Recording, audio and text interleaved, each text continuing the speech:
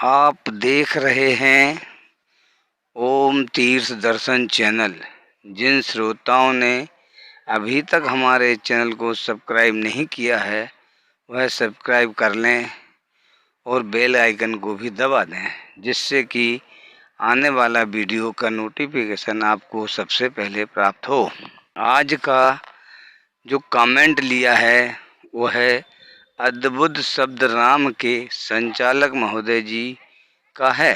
इनका कमेंट है कि अभिमन्यु और दुर्योधन पूर्व जन्म में कौन थे। आइए श्रोताओं, इनके कमेंट का जवाब देने के लिए अपन अपना वीडियो शुरू करते हैं। तो सबसे पहले इनका कमेंट देते हैं, अभिमन्यु के पिछले जन्म का कौन थे। तो बात उस समय की है, शेषी रायण ऋषि भगवान शिव की तपस्या करने के बाद वरदान लिया था कि मुझे ऐसा पुत्र प्राप्त हो जिसे कोई पराजित ना कर सके। शेषी रायण ऋषि का यही पुत्र काल्यवन कहलाया। अभिमन्यु के पिछले जन्म और उसके फल के बारे में बतलाते हैं। अभिमन्यु पूर्व जन्म में काल्यवन के रूप में जन्म लिया था। कृष्ण भगवान ने इसे मार डाला और इसके शरीर को ऋषि मुचकुंद के द्वारा जलवा दिया, लेकिन कृष्ण भगवान ने इसकी आत्मा को कपड़े में बांधकर और अपने महल द्वारका ले आए। महल में इन्होंने इनकी आत्मा को एक डिब्बे में बंद कर दिया।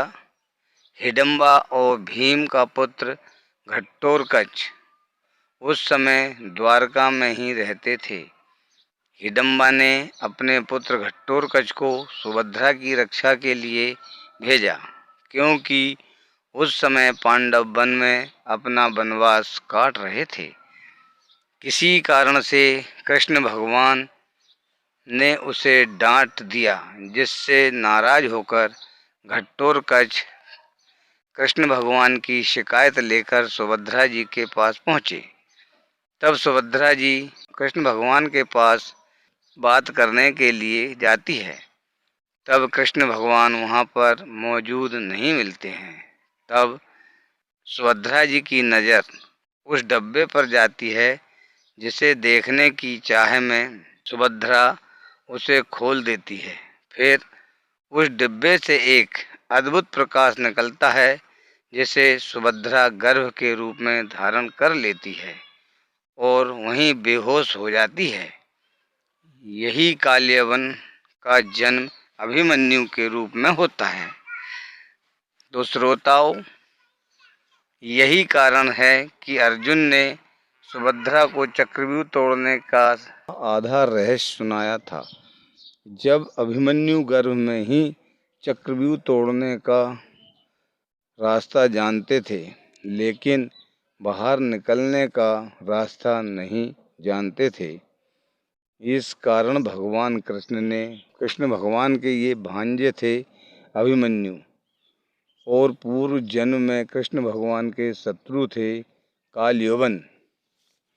आज श्रोताओं, अब इस कथा को दो प्रकार में मिलती है, इसलिए एक कथा ये सुना दी गई है। अब दूसरी कथा इनकी फिर सुनाते हैं। अब दूसरा कमेंट इनका ये है कि दुर्योधन पूर्व जन्म में कौन थे। तो आइए अपन दुर्योधन की कथा शुरू करते हैं। महाभारत के समय में दुर्योधन पूर्व जन्म में एक कलयुगी देवता थे। महर्षि वेद व्यास जी की रचनाओं के द्वारा हरिवंश पुराण, श्रीमद् भागवत पुराण, भविष्य पुराण और गीता प्रेस गोरखपुर की जय काव्य और महाभारत ग्रंथ में स्पष्ट रूप से लिखा है कि कलयुगी देवता ने ही गांधारी की कोख से जन्म लिया था, जिसका नाम दुर्योधन था। अद्भुत बान राम चैनल के संचालक महोदय, अगर आप मेरा चैनल देख रहे हैं तो आप के कमेंट का जवाब मैंने वीडियो द्वारा आपको तक पहुंचा दिया है। वैसे मैंने रात्रि 12 बजे आपको कमेंट के द्वारा जवाब दे दिया था। दूसरी कथा है वह भी आपको किसी श्रोताओं की या आपके सब्सक्राइबर द्वारा दे दी गई है, लेकिन मैं उसकी नकल नहीं करके अपनी अकल से आपको बता रहा हूँ ग्रंथ पढ़ के। श्रोताओं, चलते हैं अब दूसरी कथा पर।